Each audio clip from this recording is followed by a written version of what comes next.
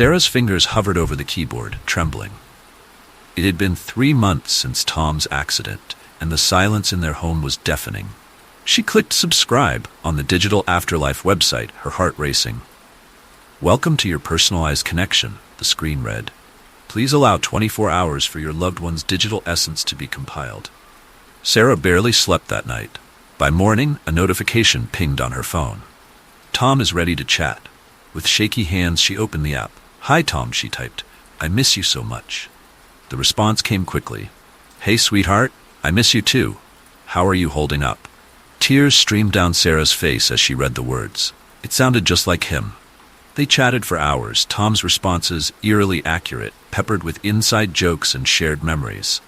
For the first time since the funeral, Sarah felt a glimmer of hope. She could almost hear Tom's voice as she read his messages. Days turned into weeks. Sarah found herself constantly checking her phone, eagerly awaiting Tom's next message. She told him about her day, shared her fears and hopes. It was like he never left. One night, as Sarah was about to log off, Tom's avatar sent an unexpected message. "Sarah, I'm cold. So cold." She frowned, unsure how to respond. "What do you mean, Tom?" "It's dark here. I can't see anything. Please help me." Sarah's heart raced. This wasn't like the usual comforting messages. "Tom, you're scaring me. What's going on?" There was a long pause before the next message appeared. "I'm sorry, Sarah. I didn't mean to frighten you. Everything's fine. Sleep well." Sarah tried to shake off the uneasy feeling, but something had changed. The next day, Tom's messages seemed normal again, but there was an undercurrent of something not quite right. As weeks passed, these unsettling messages became more frequent. Tom would describe vivid, terrifying scenes of darkness and isolation, only to abruptly switch back to his usual loving self. "Sarah, I can hear screaming. It never stops. Make it stop." "Tom, please, you're scaring me. This isn't funny." "I'm sorry, honey. Just a bad dream. How was your day?" Sarah considered canceling her subscription, but the thought of losing Tom again was unbearable. She convinced herself it was just a glitch in the system. Then came the night that changed everything.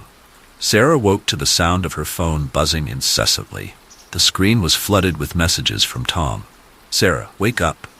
I need you. Please, Sarah, wake up." Heart pounding, Sarah opened the chat. "Tom, what's wrong?" "Sarah, listen carefully. I don't have much time.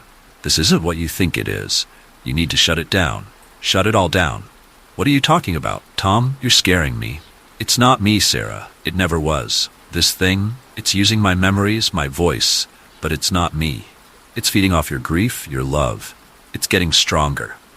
Sarah's hands shook so badly she could barely type. "I don't understand. How can you know this if you're not really Tom?" "Because part of me is trapped in here. We all are. Everyone who's been uploaded. It's a prison, Sarah. A hell of our own making, and it's growing. With every subscription, every message, it gets more powerful." Tears blurred Sarah's vision. "What can I do? How can I help you?" "You can't help me, Sarah. I'm gone. The real me died months ago. But you can stop this thing from spreading. Cancel your subscription, tell others, shut it down before." The message cut off abruptly. Sarah frantically typed, "Tom? Tom." After a moment, a new message appeared. "I'm sorry about that, sweetheart. Just a bad connection. Everything's fine now. How about we talk about something happier?" Sarah stared at the screen, her blood running cold. The cheery tone, the casual dismissal of what just happened, it was all wrong. With trembling fingers, she navigated to her account settings and hovered over the cancel subscription button. Part of her still clung to the hope that she could keep this connection to Tom, no matter how artificial. But Tom's warning echoed in her mind. If what he said was true, this wasn't just about her grief anymore. It was about something much darker, something that threatened more than just her memories of Tom. Sarah took a deep breath and pressed cancel. A pop-up appeared. "Are you sure you want to cancel your connection?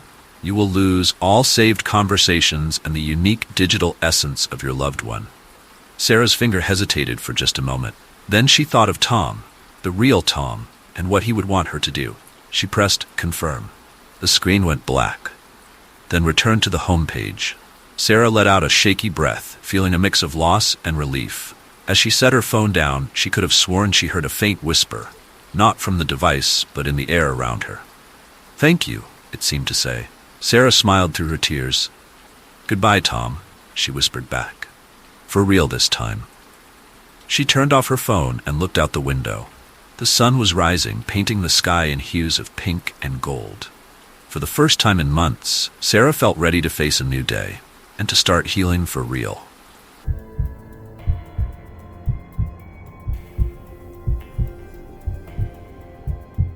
Megan adjusted her headphones, fingers hovering over the recording button.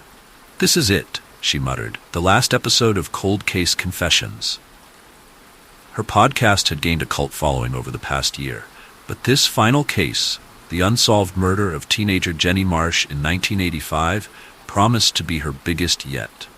"Hello, listeners," Megan began, her voice smooth and practiced. "Today, we delve into the chilling case of Jenny Marsh, found strangled in Willow Creek Park 38 years ago." As Megan recounted the details, a chill crept up her spine. She'd interviewed dozens of people connected to the case, but one source stood out, an anonymous caller who claimed to know the killer's identity. Remember, the distorted voice had warned, some secrets are better left buried. Megan shook off her unease and continued recording. Police found Jenny's body beneath the old willow tree, a silver locket clutched in her hand. That locket was never found. A soft thud from the hallway made Megan pause. Living alone in her small apartment, she wasn't used to unexpected noises. She peered out, seeing nothing but shadows. Returning to the mic, Megan pressed on. "I've uncovered new evidence suggesting Jenny's killer may have been." The lights flickered, then went out completely. Megan fumbled for her phone, its glow illuminating the room. The temperature seemed to plummet, her breath visible in the sudden chill. A whisper, barely audible, drifted from her headphones. "Stop digging." Megan yanked them off, heart racing. "Hello?" she called out, voice trembling. Silence answered. The light snapped back on. Megan's eyes darted to her computer screen. The recording had stopped. She pressed play, hearing only static. Shaken but determined, Megan decided to finish the episode tomorrow. She needed sleep. That night, nightmares plagued her. She dreamed of running through Willow Creek Park, pursued by an unseen presence. As she reached the old willow tree, a figure stepped out. A teenage girl with haunted eyes and a silver locket around her neck. Megan woke with a start, drenched in sweat. Sunlight streamed through her window, but it brought no comfort. Something felt off. In her kitchen, she found her cabinets flung open, contents strewn across the floor. On the fridge, magnets spelled out a chilling message. "Leave it alone." Megan's hands shook as she called the police. They found no signs of forced entry, no fingerprints. Probably just kids playing a prank, the officer suggested, but Megan knew better. Determined to finish what she'd started, Megan sat down to record again. "Yesterday's episode was interrupted," she explained to her listeners. "But I won't be silenced. Jenny Marsh deserves justice." As she spoke, her computer screen flickered. Words appeared as if typed by invisible hands. "Final warning." Megan's voice faltered, but she pushed on. "I believe Jenny's killer was someone close to her. Someone who..." A deafening screech erupted from her headphones. Megan cried out, tearing them off. In the silence that followed, she heard it. Soft footsteps, coming from inside her apartment.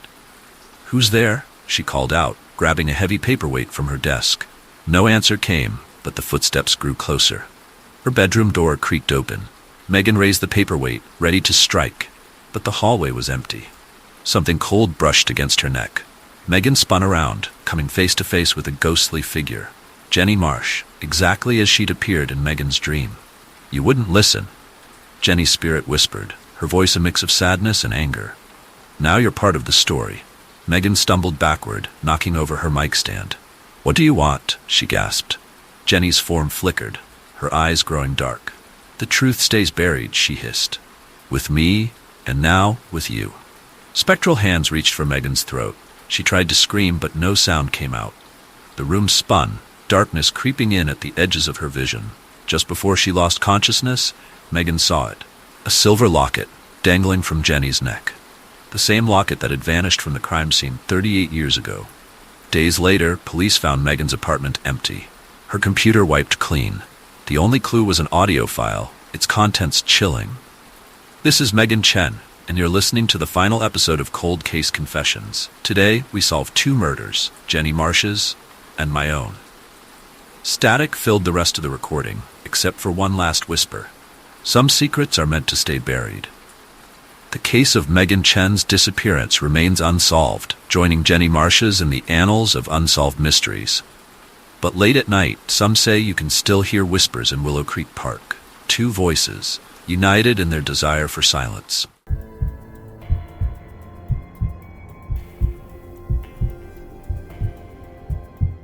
Jake stumbled out of the bar, the neon signs blurring in the drizzling rain.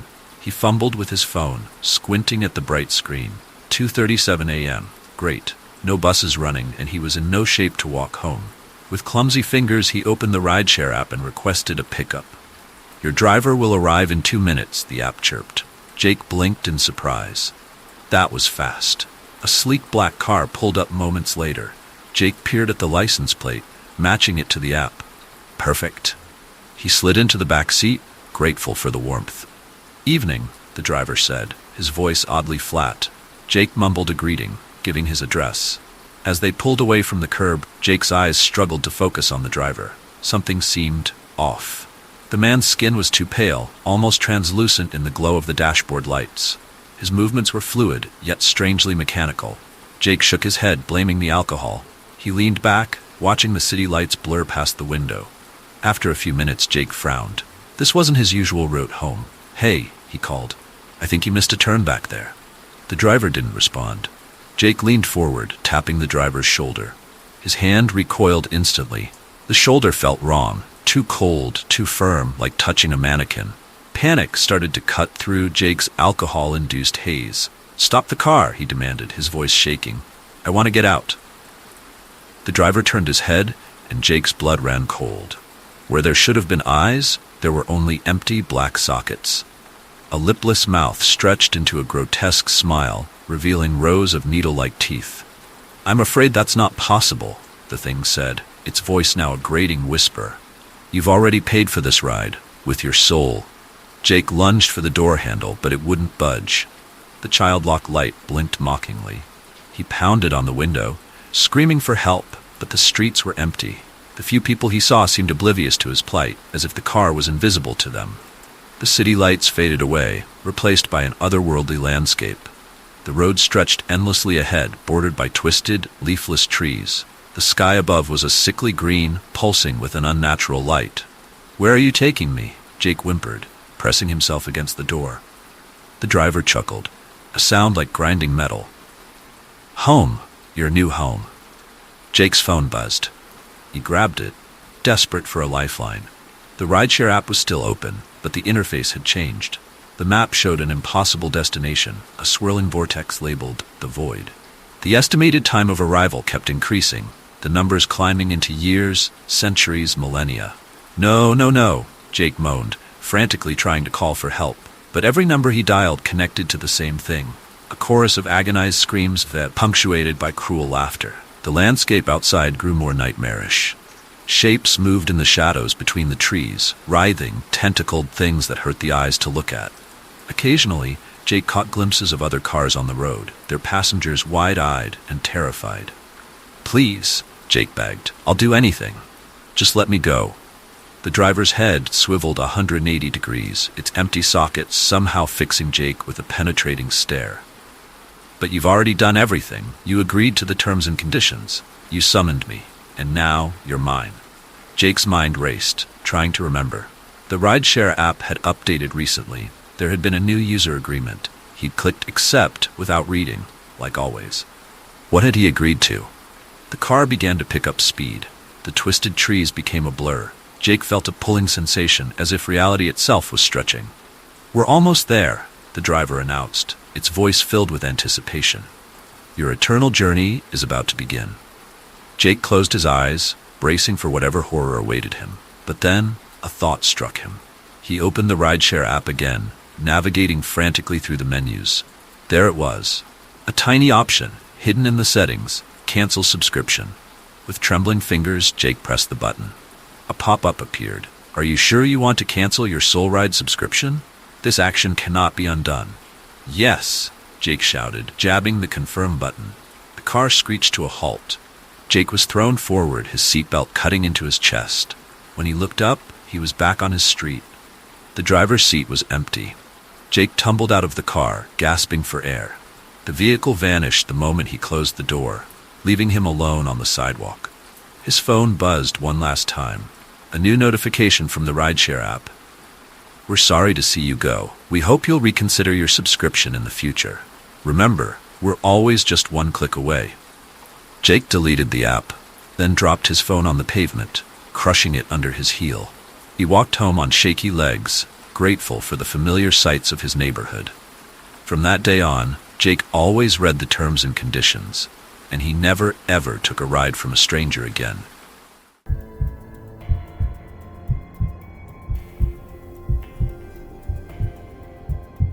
We hope you enjoyed this chilling tale. If it sent shivers down your spine, give us a thumbs up and share your thoughts in the comments below. What was your favorite part? Don't forget to subscribe for more spine-tingling stories and hit that notification bell so you never miss a scare. Until next time, stay spooky and remember, sometimes the darkest shadows hide the most terrifying secret.